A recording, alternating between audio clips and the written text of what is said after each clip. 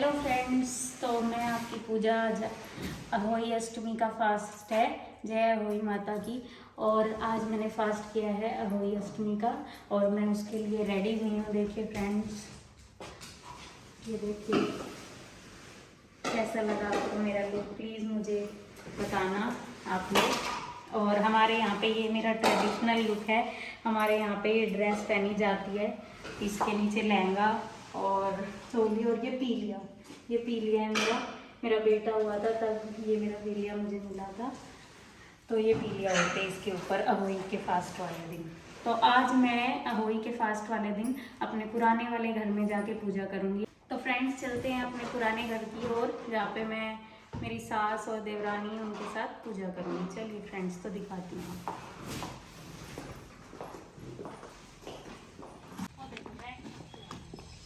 मैं सबसे आगे जाती हूँ। छोड़ो विभू इसको बेटा।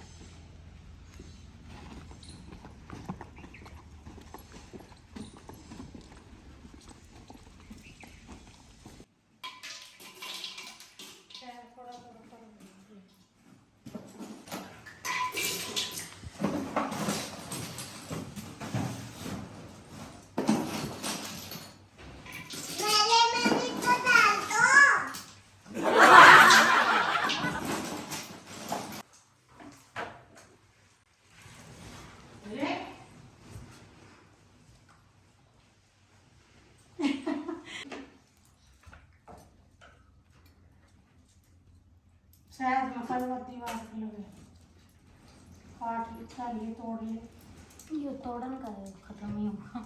ओ ना पड़े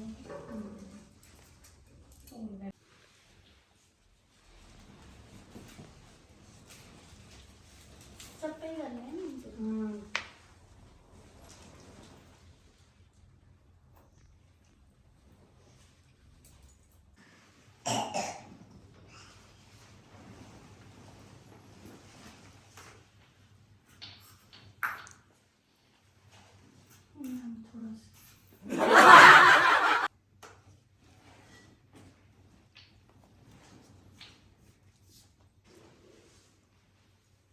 थोड़ा सा ऊपर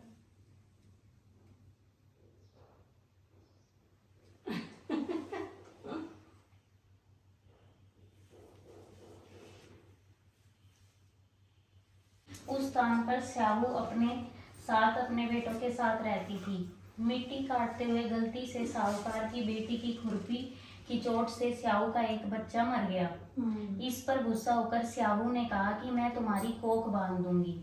स्याहू के वचन सुनकर साहूकार की बेटी अपनी साथियों उस भाभीियों से एक एक करके विनती करती है कि वह उसके बदले अपनी कोख बनवा ले।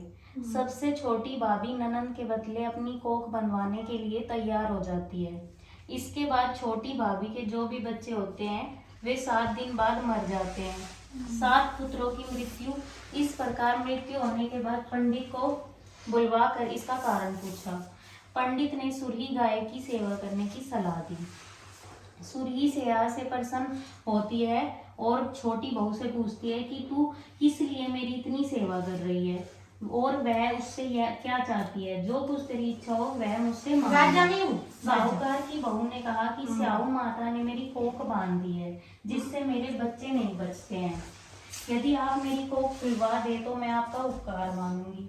गाय माता ने उसकी बात मान ली और उसे साथ लेकर 7 समुद्र पार स्याहू माता के पास ले चली। रास्ते में थक जाने पर दोनों आराम करने लगते हैं।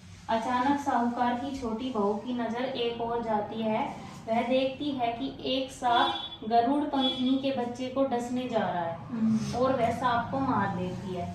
इतने में गरुड़ पंखनी वहां आ जाती है और खून बिखरा हुआ देखकर उसे लगता है कि छोटी बहू ने उसके बच्चे को मार दिया। इस पर वह छोटी बहू को चोंच मारना शुरू कर देती है। छोटी बहू इस बात पर बोलती है कि उसने तो उसके बच्चे की जान बचाई है। गरुड़ पंखनी इस पर खुश होती है और सुरही सहित उन्हें स्याहू के पास पहुंचा देती है। वहां छोटी बहू स्याहू की भी सेवा करती है। स्याहू छोटी बहू की सेवा से प्रसन्न होकर उसे 7 बेटे और 7 बहू होने का आशीर्वाद देती है। स्याहू छोटी बहू को 7 पुत्र और 7 पुत्र वधुओं का आशीर्वाद देकर कहती है कि घर जाने पर तू अहोई माता का उद्यापन करना, 7 अहोई बनाकर 7 कढ़ाई देना। उसने घर लौटकर देखा तो उसके 7 बेटे और 7 बहुएं वहीं मिले हुए थे। वह खुशी के मारे भाव विभोर हो गई। उसने 7 अहोई बनाकर 7 कढ़ाई देकर उद्यापन किया। अहोई का एक अर्थ यह भी होता है अनहोनी को होनी बनाना, जैसे साहूकार की छोटी बहू ने कर दिखाया। जिस तरह अहोई माता ने उस साहूकार की बहू की कोख को खोल दिया, उसी प्रकार इस व्रत को करने वाली सभी नारियों की मनोकामना अहोई माता पूरी करे। उसके 7 लड़के थे। दिवाली से पहले साहूकार की पत्नी घर की लीपा पोती करने के लिए मिट्टी लेने खदान में गई और कुदाल से मिट्टी खोदने लगी। उसी जगह एक सेह की मांद भी थी। भूल से उस स्त्री के हाथ से कुदाली सेह के बच्चे को लग गई, जिससे वह सेह का बच्चा उसी क्षण मर गया। यह सब देखकर साहूकार की पत्नी को बहुत दुख हुआ, परंतु अब वह करती भी तो क्या। तो वह स्त्री पश्चाताप करती हुई अपने घर लौट आई। इस प्रकार कुछ दिन बीत जाने के बाद उस स्त्री की पहली संतान हुई, जो कि मर गई। दुर्भाग्यपूर्ण फिर दूसरी और तीसरी संतान भी मर गई। यह सिलसिला यही नहीं रुका। 1 साल में उस स्त्री की 7 संतानों की मृत्यु हो गई। इस प्रकार एक एक करके अपनी संतानों की मृत्यु को देखकर साहूकार की पत्नी अत्यंत दुखी रहने लगी। अपनी सभी संतानों को खोने का दुख उसके लिए बहुत दर्दनाक था। एक दिन उसने अपने पड़ोस की स्त्रियों को अपनी कथा बताते हुए रो रो कर कहा कि मैंने जानबूझकर कोई पाप नहीं किया। एक बार मैं मिट्टी खोदने को खदान में गई थी। मिट्टी खोदने में सहसा मेरी कुदाली से एक सेह का बच्चा मर गया था। तभी से 1 साल के अंदर मेरी 7 संतानों की मृत्यु हो गई। यह सुनकर उन स्त्रियों ने धैर्य देते हुए कहा कि तुमने जो यह बात हम सबको सुनाकर पश्चाताप किया है, इससे तेरा आधा पाप तो नष्ट हो गया। अब तुम माँ पार्वती की शरण में जाओ और अष्टमी के दिन सेह और सेह के बच्चों का चित्र बनाकर उनकी पूजा करो और माफी मांगो। ईश्वर की कृपा से तुम्हारा सारा पाप धुल जाएगा और तुम्हें पहले की तरह ही पुत्रों की प्राप्ति हो जाएगी। उन सब की बात मानकर उस स्त्री ने कार्तिक मास की कृष्ण पक्ष की अष्टमी को व्रत किया और हर साल व्रत वह पूजन करती रही। फिर उसे ईश्वर की कृपा से 7 पुत्र प्राप्त हुए। तभी से इस व्रत की परंपरा चली आ रही है। अहोई अष्टमी की व्रत कथा ऐसी ही सनातन धर्म की अन्य कथाएं है। जय अहोई माता की।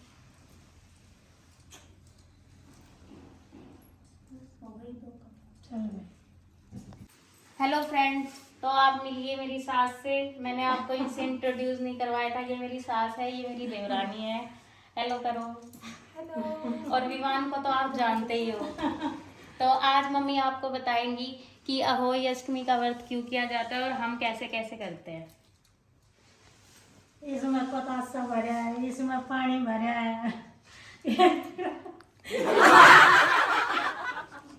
फ्रेंड्स, मम्मी ने आपको बता दिया है।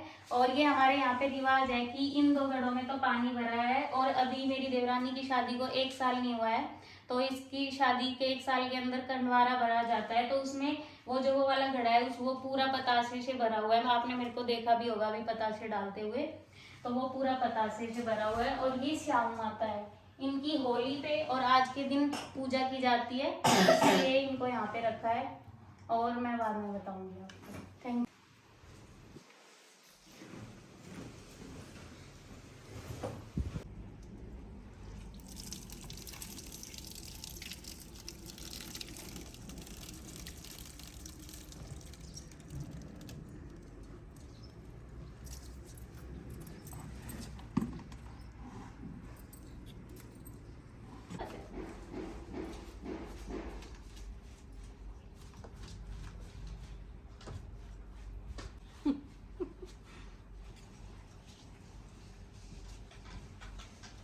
देखा तो फ्रेंड्स, हम अहोई अष्टमी की कथा करके आ चुके हैं और अब आपने देखा कि किस तरह मैंने पूजा की। क्या आप भी इसी तरह पूजा करते हैं?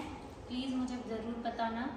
और अहोई अष्टमी का व्रत इसलिए किया जाता है बच्चे की लंबी उम्र के लिए, इसीलिए ये व्रत सदियों से चला आ रहा है। अहोई माता सबके बच्चों की उम्र लंबी करे, मेरी तो यही प्रार्थना है।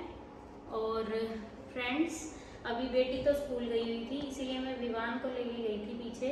आपने देखा कैसा लग रहा था वो आज येलो कुर्ते पजामे में, प्लीज़ उसका भी ज़रूर बताना, क्योंकि ये बच्चों का ही फास्ट होता है, कितना अच्छा दिन होता है। और आपने देखा कि किस तरह हमने पूजा की, मम्मी भी थी वहाँ पे, मेरी देवरानी भी थी। और ऐसे ऐसे हमारे यहाँ पे रिवाज है कि जब शादी को जब तक एक साल के अंदर अंदर जो भी त्यौहार आते हैं उस पर कंडवारा बांटा जाता है, जो नए नए शादीशुदा होते हैं। क्या आपके वहाँ पे भी ऐसे ही रिवाज है? जो भी फ्रेंड्स मेरे देख रहे हैं, प्लीज़ मुझे कमेंट सेक्शन में कमेंट करके ज़रूर बताना। और ऐसे हमारे यहाँ पे अहोई माता की पूजा की जाती है, अहोई अष्टमी की। और फ्रेंड्स प्लीज़ मुझे ये बताना कि आज की वीडियो आपको कैसी लगी। आज की वीडियो को यहीं पे एंड करते हैं। और मेरा ये ट्रेडिशनल लुक कैसा लगा प्लीज़ मुझे बताना। Thank you so much, thanks for watching my video, bye friends.